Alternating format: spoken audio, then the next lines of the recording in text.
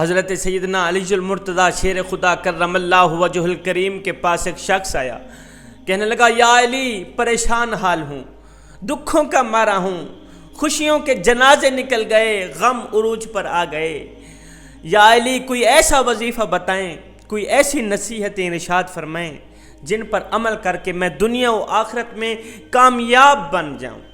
دنیا و آخرت میں کامیاب انسان بننے کے لیے کوئی وظیفہ ارشاد فرما دیں، کوئی نصیحتیں ارشاد فرما دیں۔ حضرت علی رضی اللہ تعالی عنہ نے فرمایا میاں علی کی 5 باتیں کبھی نہ بھولنا، یہ 5 نصیحتیں کبھی نہ بھولنا۔ اگر دنیا و آخرت میں کامیاب ہونا چاہتے ہو،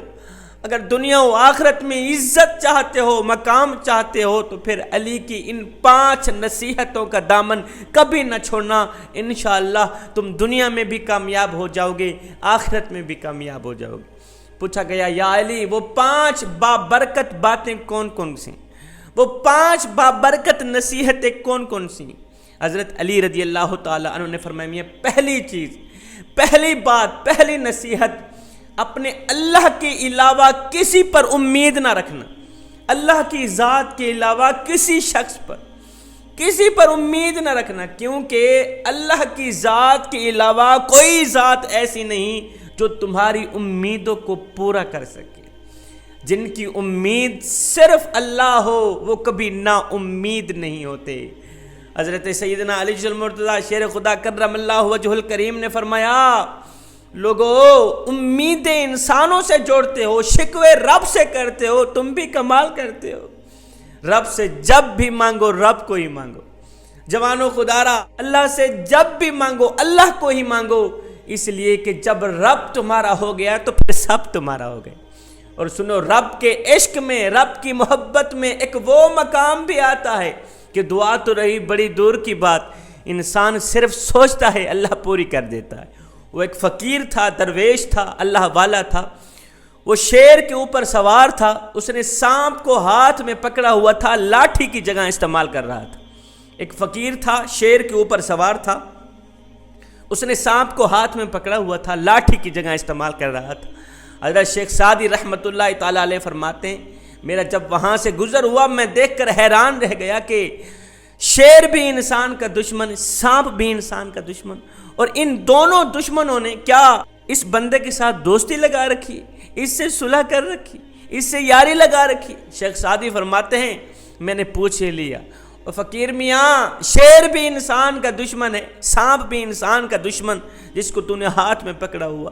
کیا ان دونوں نے تیرے ساتھ دوستی لگا رکھی ہے؟ اس فقیر اللہ والے نے کہا میاں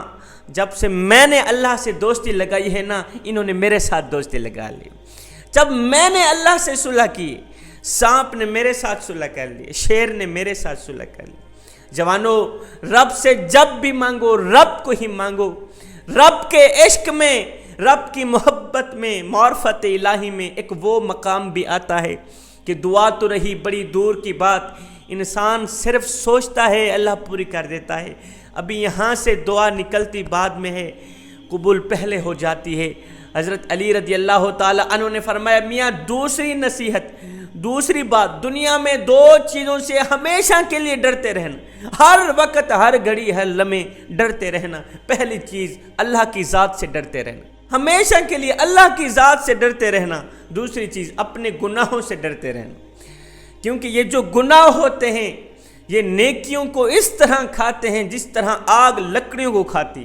میرے کریم نبی نے فرمایا یہ جو تم گناہ کرتے ہو بڑی خوشی سے گناہ کرتے ہو، یہ تمہارے کیے گناہ تمہاری نیکیوں کو اس طرح کھاتے ہیں جس طرح آگ لکڑیوں کو کھاتے ہیں۔ خدارا گناہ کبھی نہ کرنا، گناہ انسان کو اللہ سے دور کر دیتے ہیں، گناہ انسان کو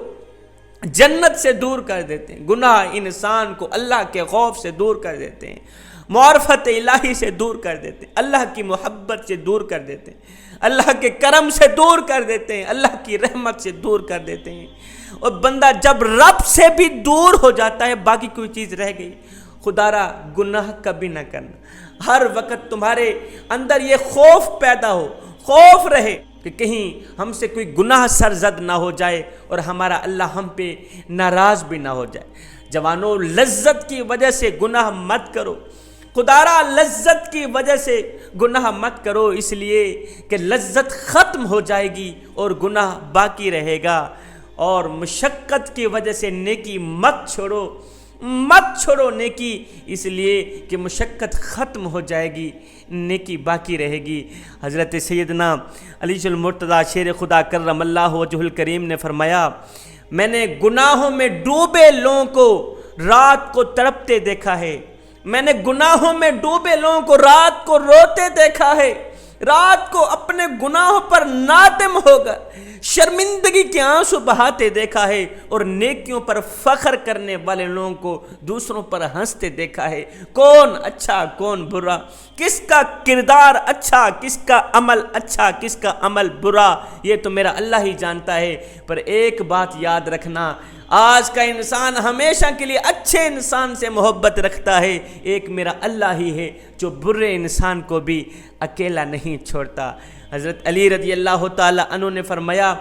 تیسری نصیحت، تیسری بات کا خاص خیال رکھنا، جس چیز کا تمہیں علم نہیں وہ چیز کسی کو بتانا نہیں۔ فرمایا اگر کوئی تم سے کوئی ایسی بات پوچھے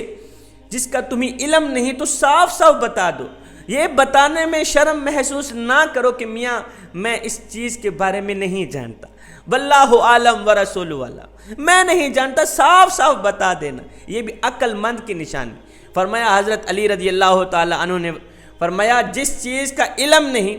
اور اس کا اقرار کر دینا، میاں اس چیز کا علم میں نہیں رکھتا، اس کا جواب میں آپ کو نہیں دے سکتا، اس لیے کہ میں خود بھی نہیں جانتا، واللہ عالم ورسول عالم، فرمایا یہ بھی آدھا علم ہے، یہ بھی آدھا علم ہے، کیونکہ انسان اتنا تو جانتا ہے کہ بے تک کی باتیں جاننے سے کہیں زیادہ اچھا رہے گا کہ میں اقرار ہی کر لوں کہ میاں یہ چیز صرف میرا اللہ ہی جانتا ہے یا اس کا رسول ہی جانتا ہے، یہ بھی آدھا علم ہے۔ فرمایا چوتھی بات، ہمیشہ کے لیے اللہ کا شکر ادا کرتے رہنا۔ حضرت شیخ سعدی رحمۃ اللہ تعالی علیہ فرماتے ہیں کہ میں سمندر کے کنارے گزرا، میں نے دیکھا ایک شخص تھا، اس کو چیتے نے کاٹ لیا تھا، اس کا سر، اس کے ہاتھ، اس کے پاؤں زخمی تھے، اس کا سارا جسم زخمی تھا،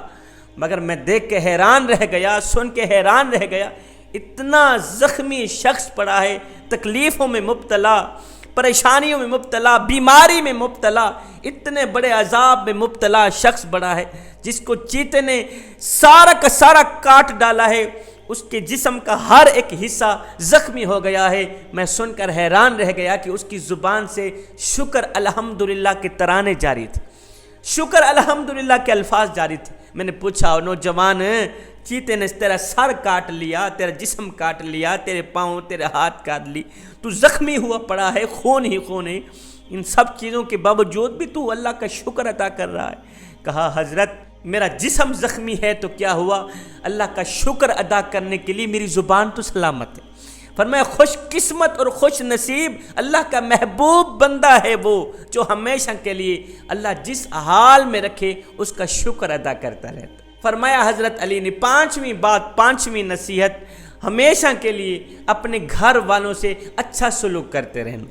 اپنی بیوی بچوں سے اچھا سلوک کرتے رہنا۔ جو شخص اپنی بیوی سے اچھا سلوک نہیں کرتا وہ ساری زندگی پریشان حال ہی رہتا ہے، اس کی عمر کم کر دی جاتی، عمر میں برکت ختم کر دی جاتی۔ جو شخص بیوی سے اچھا سلوک نہیں کرتا، جو شخص اپنی فیملی سے اچھا سلوک نہیں کرتا، وہ شخص جلد ہی مر جاتا ہے، اس کے مال جان روزی رزق میں برکت نہیں رہتی، ہمیشہ کے لیے ٹینشنوں میں مبتلا رہتا ہے، دکھوں میں مبتلا رہتا ہے، طرح طرح کی پریشانیوں میں مبتلا رہتا ہے۔ جوانوں، اگر تم بھی دنیا و آخرت میں کامیاب ہونا چاہتے ہو، ان 5 نصیحتوں کا دامن کبھی نہ چھوڑنا، انشاءاللہ تم لوگ دنیا میں بھی کامیاب ہو جاؤ گے، آخرت میں بھی کامیاب ہو جاؤ گے۔